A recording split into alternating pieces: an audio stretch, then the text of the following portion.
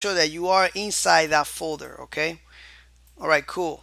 So the first thing that you could learn, that I want you to learn, is git status. This is gonna tell us everything. We're gonna use this command a lot. It's just gonna let us know what's going on. All right. So let's say, for example, we let's drop this in brackets. I think I have brackets somewhere here. Let me see, brackets. There we go. Let's drop this in there. All right. As you can see, there is nothing here. But if I add a file, and I'm gonna use touch index.html, you can see that I added that file there. All right. If I add that and I say git status, it says that we have an on-track file. All right. That's what it's telling us. Let's go ahead and add something to this file. Let's double click it, and let's just, and the reason why I'm using brackets here is because this is a very simple lecture, a couple of simple lectures, and I don't want to, uh, open PHP Storm and have other files that are, because when you open PHP Storm and you try to do something like this, it's going to add some other files in there.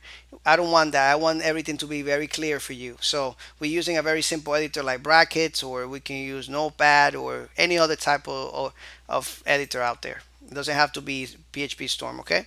All right, so we're going to add something here. We're going to add the keyword hello. I'm going to save the file. And if we go back to get status, it's not going to let us know anything else. It's just keep letting us know that it's on track. It's not being tracked. Remember that the job of Git is actually to keep track of your files. So if you add a lecture, let's imagine for a second this is an application, and we added, let's say, let's just do it right here. Add it first. Let's add a feature 1 to application. All right.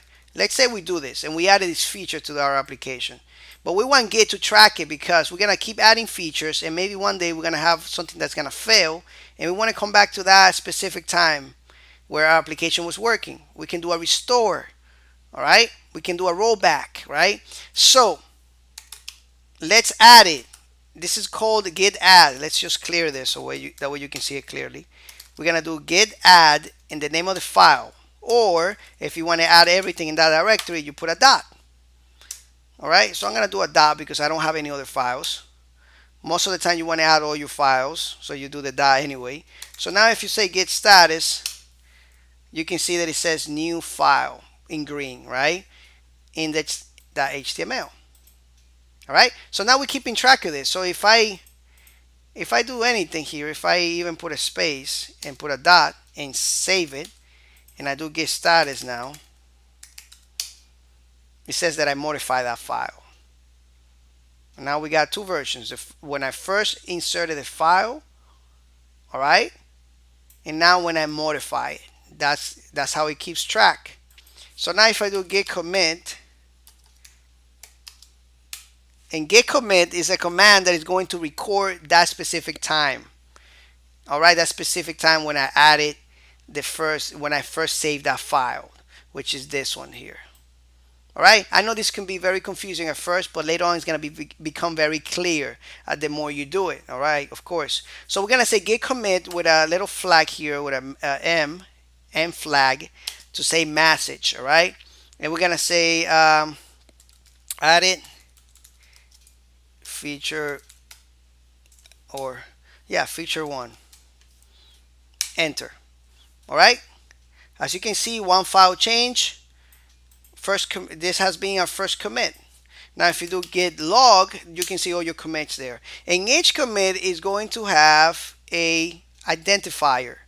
This is how we go back in time and say, listen, I want to go back to this where my commit was this number, and we're gonna see that later on, but this is just a little crash lecture here. Okay, all right, so now if I do git status, I still see that other time where I added this dot when I save my file.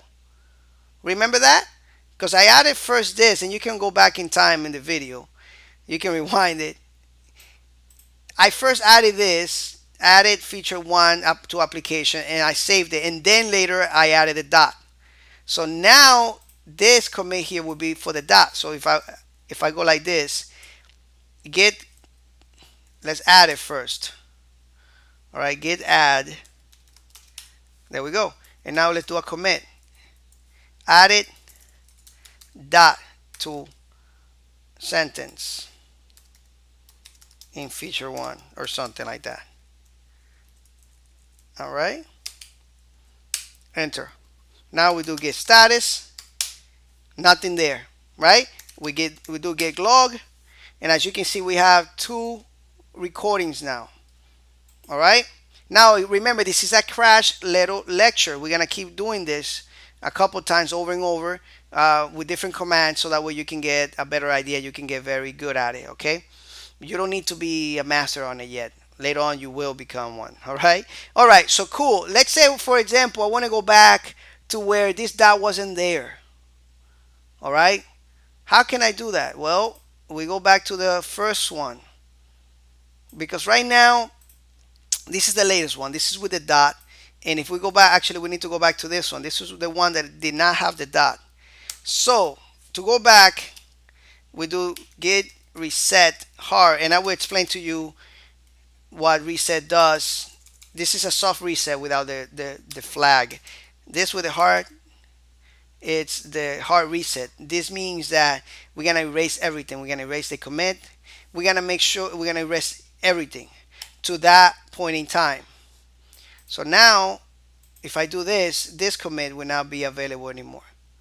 But if I do the soft reset, the commit will not be there, but the changes will still be available. All right. I don't know if I might explain later on. We're gonna do this a couple of times. You're gonna see. All right. So anyway, let's do this. I think actually I erased it. Let's just paste it again because I think I messed it up there. Enter.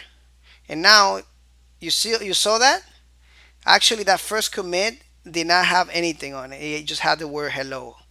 And I put in the wrong information. I should have put the word hello. So git log, oops, there we go. So instead of this, it should have been, that's when it had the keyword hello. All right. So now as you can see there, we went back in time to where we had this file with the word hello. All right. So anyway, I hope you get a really good idea on what Git is, and we're gonna keep doing this a couple more times, and then we're gonna take it to GitHub and show you how to push this to a place online where you can share it with other people. So let's say you have a really good project and you want to share it, you will be able to do it. All right. So it's gonna be pretty cool lecture. All right. Thank you so much, and I'll see you in the next lectures.